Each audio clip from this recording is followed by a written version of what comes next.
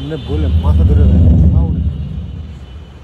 আমাদেরকে আজীবন শিকার হয়েছে তিন দিক থেকে ঘেরা, এরপরে সাগর ডুবে মরবো। অথচ এই তিন দিক ঘেরার পরে এই সাগর যে আমার অপার সম্ভাবনা, আমার শক্তি, যেখান থেকে আমি দুনিয়াকে উন্মুক্ত করে বহু দেশে বিশ্বের সাথে মিলে যেতে পারি, যেই সাগরে আমেরিকার দরকার, যেই সাগর চায়নাকে দরকার, যেই সাগরে অ্যাক্সেস না পাওয়ার কারণে সেভেন সিস্টার্স বড় ক্রাইসিসে থাকে, আমি বরং ইন্ডিয়াকে বাধ্য করতে পারি, তুমি আমাকে হেল্প করলে তোমার অনেক টাকা আমি বাঁচাই দিব, সেভেন সিস্টার্স আমি পণ্য পরিবহন করতে দিব। এই স্ট্রেংথটি আমাকে কোনোদিন জানতে দেওয়া হয় না। জাতিসংঘের মানবাধিকার কার্যালয়ের যে আঞ্চলিক অফিস, এইটা করে আপনি এখানে জাতীয় মূল্যবোধ বিরোধী একটা অবস্থান তৈরি করবেন, এই স্পেস আপনারা কেউ দেয় নাই। আফ্রিকার এই যুদ্ধ বিধ্বস্ত দেশগুলো, ফিলিস্তিনের পাশে, সিরিয়ার পাশে বাংলাদেশের নামটা লেখা থাকবে কেন? বাংলাদেশ কি যুদ্ধ বিধ্বস্ত দেশ? এখানে কি গৃহযুদ্ধ হয়েছে, নাকি এখানে কোনো বহিঃশত্রু আক্রমণের যুদ্ধ হয়েছে? তারা বাঙালি জাতীয়তাবাদের নামে বাংলাদেশকে টুঙ্গিপাড়ার কলোনি বানাইছিল। আমাদেরকে এখন যেটা করতে হবে, সেই কলকাতা এবং টুঙ্গিপাড়ার কলোনিয়ালিজম ভেঙে ঢাকার বাংলাদেশ গড়ে তুলতে হবে। আর বাংলা মানে আর এখন আর কলকাতা না, বাংলা মানেই বাংলাদেশ। এই স্বাধীন পরিচয়ের জন্য আমাদের দীর্ঘ প্রস্তুতি নিতে হবে, মনস্তাত্ত্বিক লড়াই, সাংস্কৃতিক লড়াইয়ের জন্য। আনিস আলমগীর সাহেব এত বড় কথা বলেন না, ওনার সাথে আমার রুচিতে বলেন, আমার অনেকগুলো টকশোতে দাওয়াত দিচ্ছি, আমি ওনার সাথে কখনো যাই না, যাই না। ন্যূনতম একটা রুচি রক্ষা করতে হবে আমার। তখন আমাকে জিজ্ঞেস করতেছে, আপনি শিবিরের কোন পোস্টে? আমি রিপ্লাই কি দিয়েছিলাম জানেন? আমি শিবিরের শাহবাগ বিষয়ক সম্পাদক। আওয়ামী লীগের চরিত্রটাই হলো এরকম, এর যে একটু ভালোবাসে তার সে হত্যা করে। শহীদ প্রেসিডেন্ট জিয়াউর রহমান শেখ হাসিনাকে দেশে আসার অনুমতি দিছিলেন, সুযোগ দিছিলেন এবং বলছে থাক সবাই রাজনীতি করুন। আসার 1 মাসের মধ্যে জিয়াউর রহমান শহীদ হয়ে গেছে, 13 দিনের মধ্যে। এবার দেখেন এই যে আমরা এখন যারা সবাই করতেছি, সুতরাং এটা একটা বিষ। এই বিষের সাথে আমরা কিভাবে লড়াই করব? জাতীয় ঐক্যমত্য তৈরি করতে হবে। আমাদের সামনের নির্বাচনে ম্যান্ডেট কি হবে এইটা সুস্পষ্ট। সংসদের প্রথম 6 মাসের মধ্যে জুলাই সনদের সমস্ত কথাগুলো সংবিধান ইনকর্পোরেট করতে হবে। যদি পারেন নতুন সংবিধান করতে হবে, নতুন সংবিধান করতে না পারলে এইটার মধ্যে ইনকর্পোরেট করতে হবে।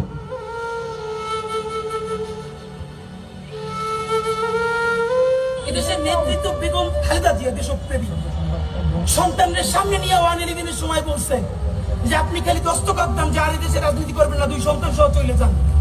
কুকুকে হারাইছে। তারেক রহমান আমার খুব মনে আছে, এখানে পিজি হসপিটালে আমরা তখন ছোট, 111-এর পর যখন তার পিজি হসপিটালে আনছে, ঘাট দাঁড় করাইতে পারে না, বেগম জিয়া দৌড়ে আসছে দেখতে, মার কোলে মাথা রাখতে পারে না। এই ভদ্র মহিলার আল্লাহ কি দেশপ্রেম দিয়ে বানাইছে দেখেন। সে দেশ ছাড়ে নাই, সে বলছে বাংলাদেশ ছাড়া আমার আর কোনো জায়গা নাই। শহীদ নিজামী মুজাহিদ সাহেবেরা মন্ত্রী হিসেবে সর্বশেষ যখন সম্ভবত 2006 বা 2007 মন্ত্রী ছিলেন, বলেন তো তার কয় বছর পর তাদেরকে ফাঁসি দেওয়া হলো? তাদের মন্ত্রণালয়ে একটা পয়সার দুর্নীতি বের করতে পারে নাই, তাদের সন্তানরা তাদের জানাজাটা পর্যন্ত করতে পারে নাই।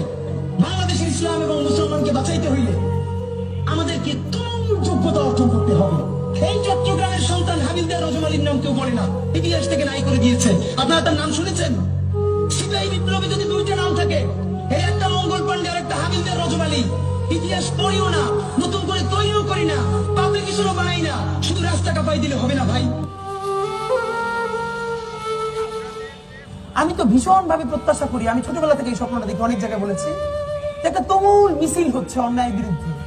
সেই মিছিলের সামনে আমি আছি, কোন একটা বুলেট এসে আমার বুকটা হয়তো বিদ্ধ করে দিয়েছে, এবং সেই মিছিলে আমি হাসতে হাসতে আমি শহীদ হয়ে গেছি। শুধু আমাদেরকে যদি কেউ গুলি করে মেরে ফেলে, তাকে যেন ধরে বিচার করা হয়, এবং তার যদি বিচার করতে না পারেন তাহলে নতুন কেউ জন্মাবে না। শুধু এই জন্য তার বিচার করে ফেলতে হবে।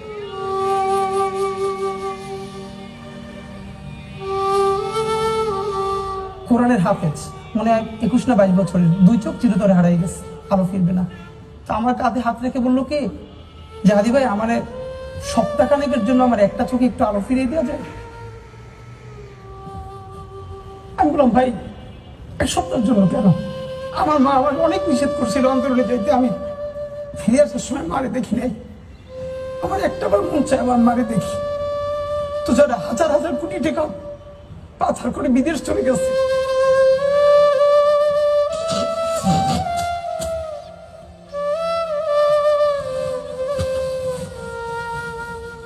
আমার বাচ্চাটা তো আমি 3 মাসে 30 মিনিট কোলে নিতে পারিনি। তো আমার ওয়াইফ খুব মাঝে মধ্যে আর কি মজা করে বাচ্চারে বলে, দিনকেলা মঞ্চের মুখপাত্র তোমার সাথে দেখা করতে আসছে। তো আমার এই প্রথম মনে হলো কি যে আমি ভাইয়ারে বলি, ভাইয়া আল্লাহ যদি আমাকে নিয়ে যায়, আমার বাচ্চাটার দিকে একটু খেয়াল রাখে। এই কথাটা মেয়ে বলতে পারিনি।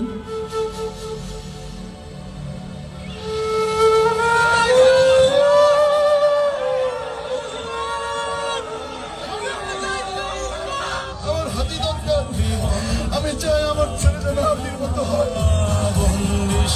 এই দেশের জন্য হাতি দরকার, আমি আমার দেশকে ভালোবাসি, আমার দেশের জন্য হাতি দরকার, এইটুকু বুঝি। প্রতিটি ঘরে ঘরে হাতি দরকার, এই দেশের জন্য হাতি দরকার। আমি কোনো দম করি না, আমি দেশে ভালোবাসি, আমাদের প্রতিটি ঘরে ঘরে হাতি দরকার।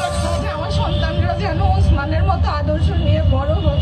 আমি জানি না বাংলাদেশে আর কোনোদিন কতদিন পরে এরকম একজন ওসমান হাদি আসবে, যে আমার কেউ না, কিন্তু তার জন্য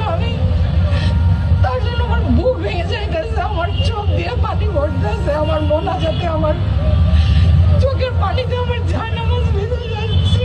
আপনার কি মনে হয় এই জুড়েও যদি আমরা ইনসাফের রাষ্ট্র বানাইতে না পারি, ন্যূনতম মানবিক মূল্যবোধের রাষ্ট্র, আগামী 100 বছর কি বাংলাদেশের মানুষ এই রাষ্ট্রের বাঁচাই দিকে আর জীবন দেওয়ার সাহস করবে?